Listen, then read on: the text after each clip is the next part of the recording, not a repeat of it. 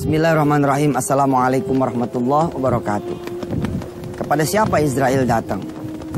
Tidak ada yang tahu kepada siapa Israel datang, karena tidak ada yang mengerti juga kapan kematian itu akan menghampiri seseorang.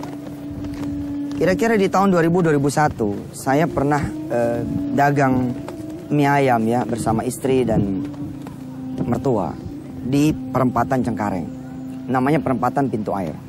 Jadi perempatan Cengkareng ya, ini Grogol, ini Kalideres, ini ada perempatan, ini ke kanan, nanti ada perempatan lagi di sini namanya perempatan Pintu Air. Nah, saya sama istri dan adanya mertua, kakaknya mertua itu dagang mie ayam di situ, pinggir jalan. Satu sore ya ada cerita ini Masya Allah yang menandakan bahwa tidak ada yang tahu kapan ajalnya itu bakal dicabut oleh Allah. Kepada siapa Israel datang, ini termasuk tema kita ya beberapa waktu juga ke depan ya. Untuk menyadarkan kepada kita bahwa masalah kematian ini bukan masalah nomor urut, tapi nomor cabut. Kalau sudah dicabut oleh Allah Subhanahu wa taala ya sudah wassalam. Mau tempatnya di kamar mandi, mau tempatnya di pinggir jalan, mau tempatnya di ruang tamu, mau tempatnya di gudang, mau tempatnya di atas genteng, dan dengan cara apa juga tidak ada yang tahu. Satu sore itu ada seorang ayah ya mengendari sepeda. Di depan batang sepeda itu ada tempat duduk kecil buat bayi. Lalu kemudian anak yang umur kira-kira 1 tahunan, 2 tahun itu didudukan di situ di batang sepeda. Terus dia jalan menyusuri dari mulai perempatan Cengkareng sampai ke perempatan Pintu Air. Israel ada di situ. Israel ada di situ mengikuti. Terus jalan ya sampai sini ya. Ketika Israel ada di situ, siapa yang diincar kira-kira? Bapaknya kah? Atau anaknya? Ternyata Israel terus membiarkan orang ini jalan. Jalan sampai perempatan Pintu Air di mana saya dagang di situ. Ya. Tadinya arahnya tidak berlawanan karena ada 2 sisi, yang satu dari arah bandara, yang satu dari arah Cengkareng ke bandara. Nah begitu kemudian sampai perempatan Pintu Air, si bapak ini ngelawan arah. Ngelawan arah, dia susurilah pematang sawah, sisian sawah. Dia jalan naik sepeda gitu. Kemudian terantuk batu sepedanya. Begitu terantuk batu, anak ini jatuh. Nah yang satu ini kan berlawanan arah nih. Mobil dari sini nih, vung, vung, vung gitu. Anaknya jatuh, pertanyaannya kira-kira, bila Israel pun mengikuti ada di situ, kira-kira siapa yang nanti akan dicabut nyawanya oleh Israel? Si bapaknya ini kah? Atau anaknya sudah jatuh? Bila saya kemudian membuat kuis buat seluruh pemirsa yang melihat tayangan ini, yang melihat rekaman ini, yang mengikuti pengajian ini. Bila ada kuis, siapa yang meninggal dunia, yang dicabut oleh Israel? Juga tidak ada yang tahu. Apakah si ayah atau si anak? Beberapa di antara saudara akan mengatakan, oh pasti yang dicabut itu nyawa anaknya. Karena anak ini jatuh. Mobil tuh kecepatan tinggi gitu. Tapi ternyata salah. Yang dicabut oleh Israel adalah ayahnya. Si anak itu ngambil, jadi berhenti karena sepedanya terantuk batu. Si ayah itu ngambil anaknya ini dengan maksud supaya kemudian anaknya ditaruh lagi. Tapi kemudian palanya yang berjarak beberapa senti saja bedanya dengan pala anaknya, itu yang disambar dengan kendaraan. Lalu kemudian ayah ini meninggal seketika. Pemirsa yang dirahmati Allah, wajar kalau kemudian Allah Subhanahu wa taala mengingatkan kita setiap saat, terutama setiap salat Jumat. Ya ayyuhalladzina amanu taqullaha haqqa tuqatih wa la tamutunna illa wa antum muslimun. Jaga diri, jaga akhlak. Kapan saja kita siap dipanggil oleh Israel. Mudah-mudahan Allah mewafatkan kita dalam keadaan husnul khatimah.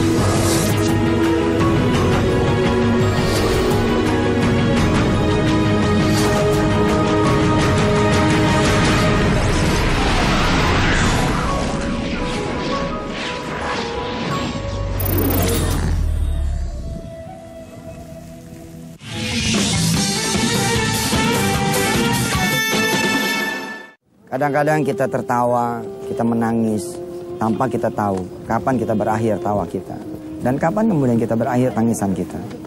Ada orang-orang yang dicabut nyawanya oleh Allah Subhanahu wa taala dalam keadaan dia tertawa. Ada juga yang dicabut nyawanya oleh Allah Subhanahu wa taala dalam keadaan dia menangis. Saudara-saudara yang dirahmati Allah, kita masih melanjutkan pembahasan kepada siapa Israel ini datang. Tidak ada yang tahu kepada siapa. Saya punya tetangga ya, yang kemudian mengajarkan kepada saya hikmah yang satu ini. Bagaimana kemudian tetangga saya ini bercerita betapa Allah Subhanahu wa taala mengubah jalan hidup dia. Dan karena dia memahami pula kehidupan ini bukan dia yang punya, tapi Allah Subhanahu wa taala. Beliau ini bercerita istrinya itu kemudian harus dioper ke rumah sakit besar di Bilangan Salembah, Jakarta. Pemirsa yang dirahmati Allah, para hadirin yang sedang mengikuti kajian ini, andai kemudian saya mengatakan kepada pemirsa semua dan kepada saudara-saudara semua, Israel ada di keluarga ini, mengikuti si ayah, si ibu yang akan melahirkan. Pertanyaannya, siapa kira-kira yang akan dijemput nyawanya oleh Israel? Sekali lagi, tetap tidak ada yang tahu. Si ayah dan si ibu ini ya dioper ke rumah sakit besar di Salemba. Israel kemudian tetap mengikuti. Rupanya tidak mengambil di bidan. Ceritanya begitulah, dia ngikut nih ke Cipto. Sampai di Cipto, Israel ada di sana. Kira-kira kalau pertanyaannya kemudian diulang, siapa yang bakal dijemput oleh Israel di kamar bersalin itu? Bahwa jangan-jangan memang disitulah lokasi kemudian kematian salah seorang hamba Allah. Tapi lagi-lagi tidak ada juga yang bisa menjawab apakah betul bakal si ayah, apakah betul bakal si ibu karena dia udah mau melahirkan, atau anaknya yang tidak bisa lahir ya karena mati di dalam, atau anaknya yang lahir setelah keluar di luar. Tetap tidak ada yang tahu. Kenapa? Karena ayah, ibu dan calon jabang bayi ini bukan satu-satunya yang ada di situ. Tapi akan ada dokter yang silih berganti datang ke ruang bersalin. Akan ada juru rawat. Akan ada orang-orang yang kemudian datang menjenguk. Bukankah Israel tidak ada yang tahu dari kita siapa yang Israel itu akan ambil nyawanya? Masih misteri pemirsa. Masih misteri ini para hadirin rahmati Allah yang mengikuti kajian wisata hati. Allah Subhanahu wa taala merahasiakan kematian. Salah satunya adalah untuk membuat kita terus berada di dalam kebaikan dan kebaikan. Jangan pernah berada dalam keburukan. Alhamdulillah ternyata Israel belum beraksi. Si ibu ini kemudian melahirkan. Ketika si ibu ini melahirkan, ayah, ibu, mertua laki, mertua perempuan, adik, kakak, teman semua saling berusaha untuk mengunjungi lahirnya sang jabang bayi baru ini. Israel ada di situ. Sekali lagi tetap tidak ada yang mengerti siapa yang bakal dicabut nyawanya. Karena boleh saja buat Allah Subhanahu wa taala mencabut nyawa si ponakan misalkan atau sang ayah punya mertua ini datang di situ dicabutnya, nggak ada yang tahu. Tapi inilah ceritanya pemirsa. Tadi kalau pemirsa merhatikan, saya ceritanya begini kan. Sahabat saya bercerita bahwa istrinya, berarti ada yang masih hidup nih. Siapa yang masih hidup? Udah pasti adalah ayahnya, suami dari sang istri ini. Ternyata, ya setelah semua keluarga ngumpul, sang ibu yang baru saja melahirkan kepengen istirahat. Apa kata si ibu ini kepada suaminya? Apa kata si istri ini kepada suaminya? Saya izin mau istirahat, mau tidur-tiduran. Diletakkanlah bayinya ini di kanan. Semua keluarga kemudian bersiap-siap untuk tidak ngajak ngobrol karena sang anak atau sang mantu sudah mau istirahat. Sang ibu kemudian ngambil posisi kanan, anaknya ini didekap. Dan ternyata istirahatnya sang istri itu istirahat untuk selama-lamanya. Tidak ada yang mengerti siapa ya di ruangan itu yang juga paham bagaimana Israel bekerja mencabut nyawa sang ibu jabang bayi tersebut. Nggak ada yang tahu. Hingga kemudian ketika kisah ini sampai ke tangan saya datang ke sahabat saya punya rumah di bilangan Ketapang. Atas izin Allah, saya menjadi paham, subhanallah. Yang mijetin kaki pun tidak paham bahwa nyawa yang dipijetin itu sedang dicabut oleh Israel alaihissalatu wassalam. Sungguh mudah-mudahan pemirsa dan para sahabat yang dirahmati Allah, kita wajib perhatian terhadap amalan-amalan yang wajib dan amalan yang sunnah. Sebab kita tidak pernah tahu kapan kita akan meninggal dunia.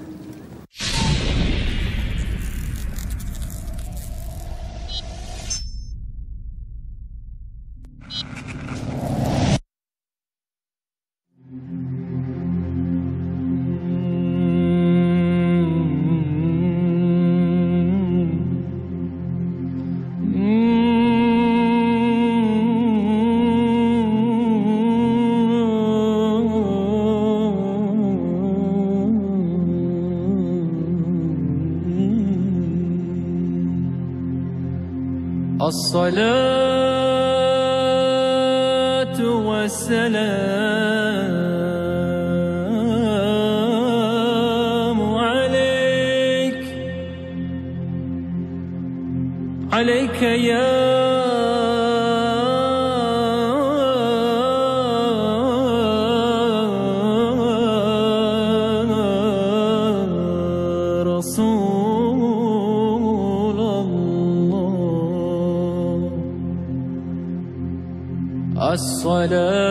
الصلاة والسلام عليك يا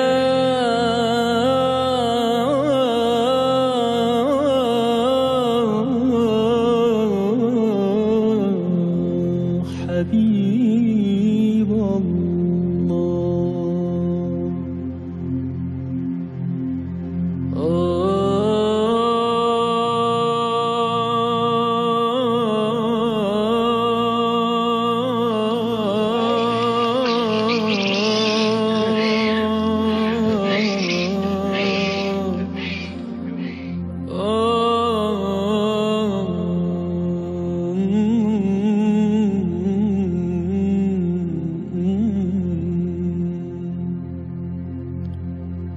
الصلاة والسلام عليك.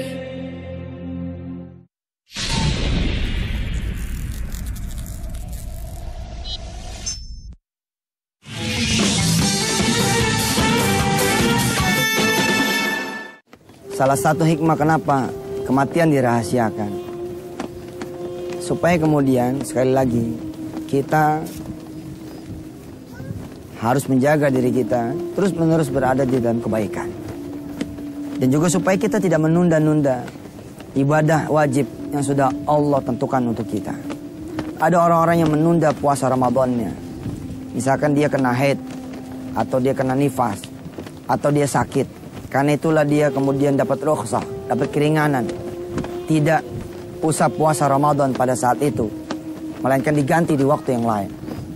Tapi kemudian orang ini menjadi lalai. Ketika Ramadan berlalu, dia tidak pernah ingat sama hutang Ramadannya. Dia tidak pernah ingat sama hutang puasanya. Akhirnya keburu mati dalam keadaan dia masih menanggung hutang puasa Ramadan. Ada orang-orang yang diundang oleh Allah SWT dengan azan yang berkumandang. Azan sholat zuhur, azan sholat asar. Dia pikir masih ada waktu, sehingga dia menunda sholatnya. Nanti sajalah, jam 2, setengah 3, jam 3. Akhirnya asar belum keburu datang, tapi ajal yang sudah keburu datang. Akhirnya dicatatlah sama Allah, dia meninggal dalam keadaan orang-orang yang lalai. Ada orang-orang yang kemudian menunda dia punya zakat. Ada orang-orang yang menunda dia punya sedekah. Dia pikir dia masih bisa ketemu esok pagi. Ternyata subhanallah, ajalnya tidak sempat ya memberikan dia kesempatan. Ya, idza jaa ajaluha la yastakhiruna sa'atan wa la yastaqdimun. Nggak bakal itu datang ajal ya dalam keadaan tertunda bila kemudian ajal itu memang sudah mendatangi kita.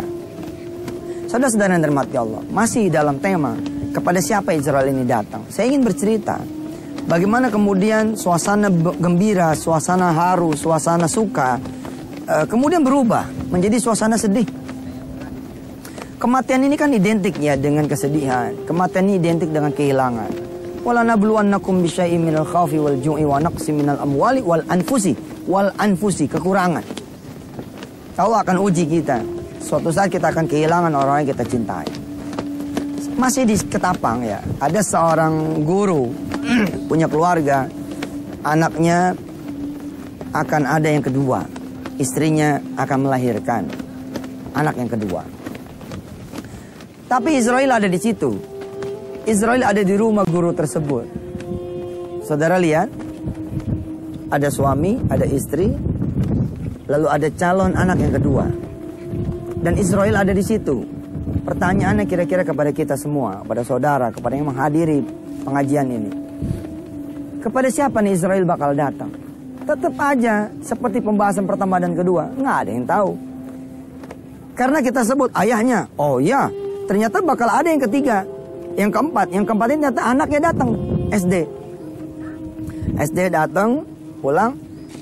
Apakah Israel tidak berhak mencabut seorang anak walaupun dia masih kecil? Tetap aja punya hak, karena kematian itu bukan urusan umur siapa yang lebih tua, tapi urusan siapa yang Allah kehendaki untuk dicabut.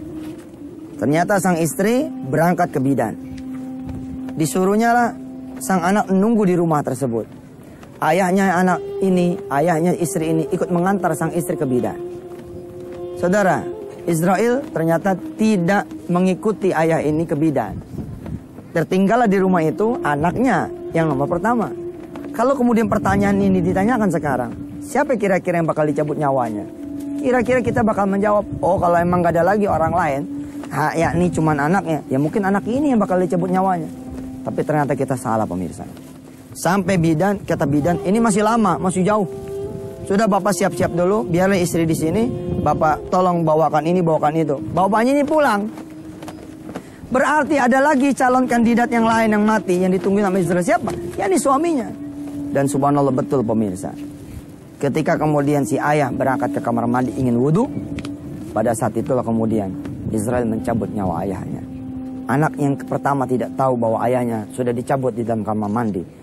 Dan kemudian bidan pun tidak mengetahui, istrinya pun tidak mengetahui bahwa sang ayah mengambil popok, mengambil kain dan tidak kembali lagi ke bidan karena sudah diambil nyawanya oleh Allah Subhanahu wa taala. Mari kita jaga kehidupan kita. Asal azan berkumandang kita segera sholat. Asal punya duit kita ada nawa itu sedekah, kita segera keluarkan sedekah. Mana yang masih punya hutang puasa di bulan suci Ramadan yang telah berlalu, bayarlah segera hutangnya supaya kemudian kita menghadap Allah dalam keadaan yang bersih. Wassalamualaikum warahmatullahi wabarakatuh.